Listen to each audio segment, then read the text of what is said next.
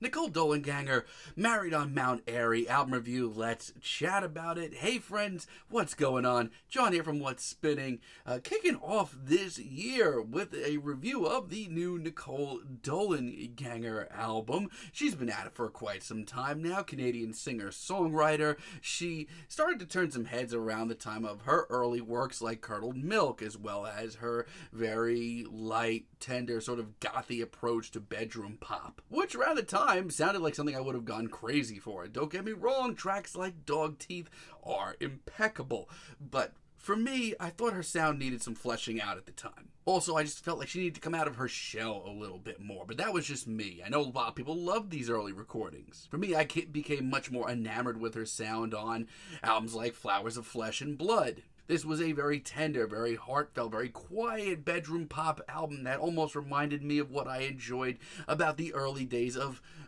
Perfume Genius. But then I really wasn't into her embarrassing love songs album. I don't know, for a while I was very wishy-washy with Nicole's music. I certainly got the appeal, but it wasn't for me. The first time I really got into one of her albums, though, was 2014's Observatory Mansions. This was a much more fleshed out, much more heavy release all around. It was cleanly produced and incredibly dark. Like, this album absolutely haunted me to my bones, and for the first time I really thought that I understood Nicole's music all around. Now, many people got into her sound and her music around the time of 2015's Natural Born Losers, and it's not that hard to see why this was easily her most reviewed album to date. This album was a sort of mini hit on the blogosphere, and it did have some very compelling moments, but at the end of the day, I had some consistency issues as well. And the last time we heard from her, 2018's Heart-Shaped Bed, I had super high hopes for the album. This album showed her going down an ethereal, sort of dark wave path, something that I just love just all around usually. And honestly, I did like it overall, and yes, once again, it did have some consistency issues, but I did think it was very solid, which leads me to this latest album, Married on Mount Airy. Honestly, I had really high hopes for this album going into it, mostly because I thought both singles dropped leading up to this album were some of her most memorable tracks she's ever dropped, and overall, I think it may be her best album. This album starts off with its title track, and I can't think of a single thing that's bad to say about this track.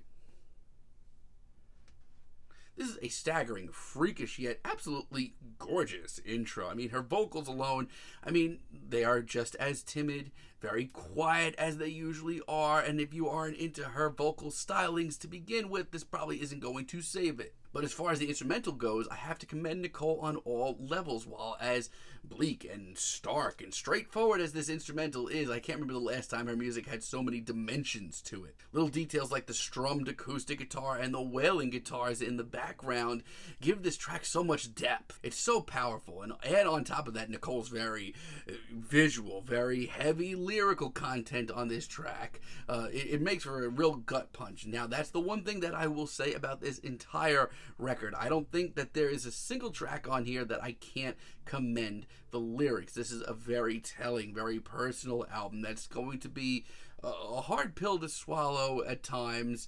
It dives very deep into sexual abuse and trauma and a whole mess of other pretty heavy topics. But this is a hell of an opener, and the instrumental in the final minute and a half is absolutely incredible, magical even.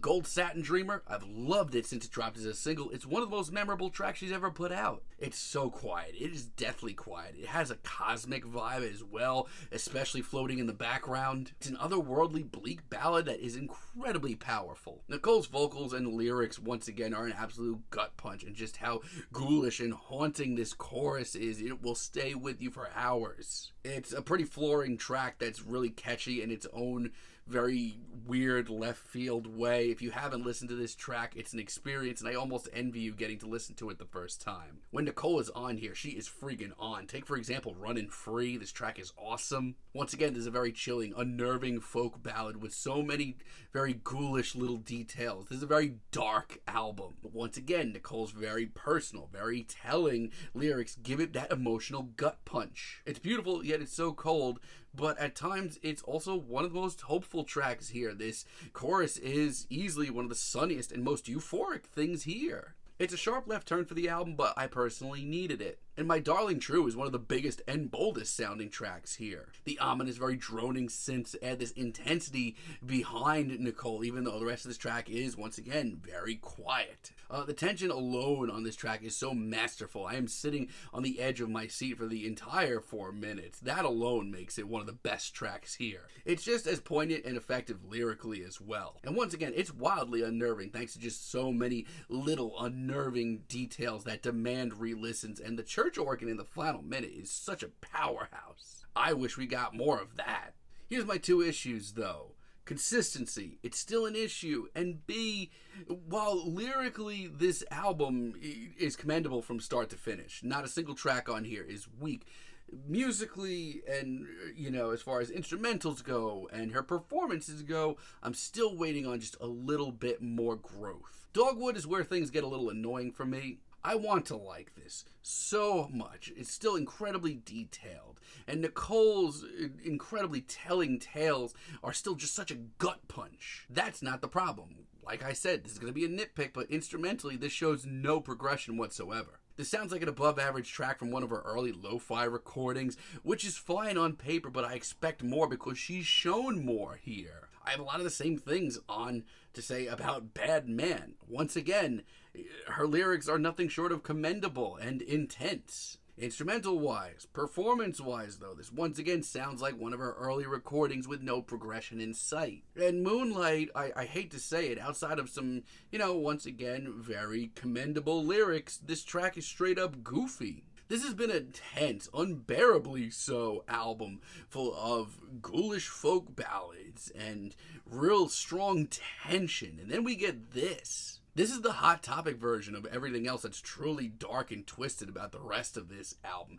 The pluck guitar is just annoying. There's no tension, there's no nothing. I just can't wait for this track to be over. It's just really irritating. I think it's the worst track here. And Whispering Glades, super late into the album, is just really disheartening. This is just way too light and fluffy, and I don't even need to point out the lyrics because nothing's changed. They are still emotionally jam-packed, and my hat is off to them. I don't even need to say that. It's obvious.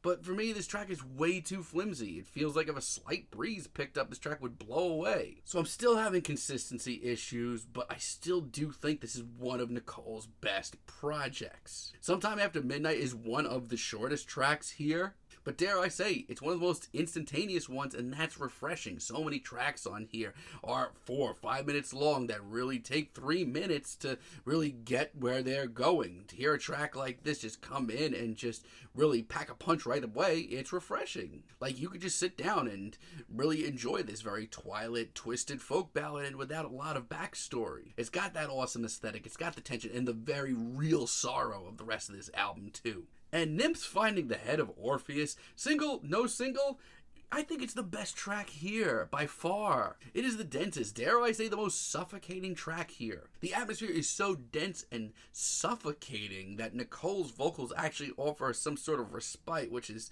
weird to even say, but they do. But while it's truly deep and even more so dark, it's also one of the most inviting tracks here. And by the end of it, it's just freaking beautiful. This is an incredible standalone track and one of the most must listen here. Summit Song, as far as the instrumental goes, give me more of this. This track does so much for the album. The organs, the intense crushing atmosphere, it just ties up a few loose ends and sounds really good doing it. And I'll wait for you to call as a finale. At first I wasn't vibing on it, but after a few listens it really does end off the album very nicely. It puts a little bow on it, it doesn't overstay its welcome, it's super effective.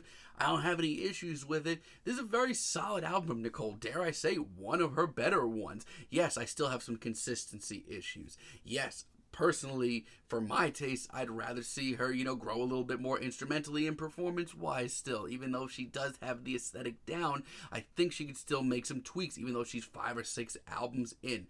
That's just me, though. Lyrically, this album is a gut punch. The aesthetic is super cool, and it's one of her more solid set of tunes. It's a great, dark, very eerie folk album with an emotional gut punch after another. And that's pretty damn solid in my book. I'm feeling a decent 7 on this album, but let me know what you all think down below. If you like the video, be sure to give us a like, give us a subscribe. Let me know down below what you would like for me to chat about in the future. And until next time, have a great day, friends.